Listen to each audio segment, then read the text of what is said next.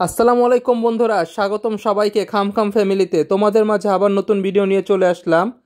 আজকে আমি চলে গিয়েছিলাম আমার শৈশবের এলাকা মিরপুর 12 নম্বরে। আমি ছোট থেকে বড় হয়েছি এই মিরপুর 12 নম্বরেই।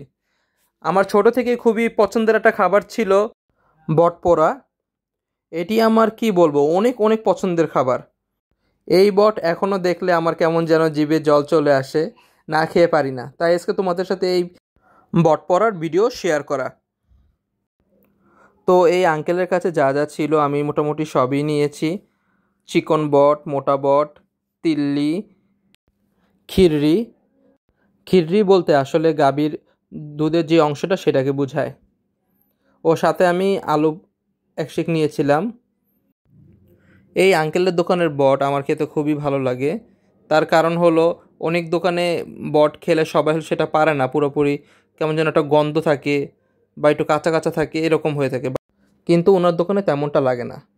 তোমরা চাইলে আলু ট্রাই করতে পারো, বাট অনেকজন আছে আলুটা খেতে পারে না, কারণ এটা জাস্ট খালি আলুটা জাস্ট শুধু পোড়া দিয়ে তারপর সামান্য টক, লবণ আর একটু মরিচ মরিচ বাটা দিয়ে করা হয়। তাই এটা সবাই খেতে স্বাচ্ছন্দ্য বোধ বা পছন্দ করে না।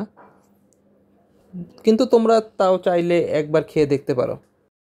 তোমরা দেখতেই পাচ্ছ, প্রথমে আমি তিল্লি ও খিররিটা দেখালাম, আর চিকন ও মোটা বট ও সাথে আলুর সংমিশ্রণ।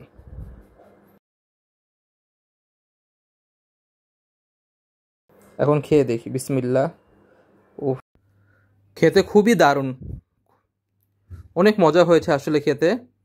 আর গরম গরম তো ভালো লাগে তাই খেতে এগুলো।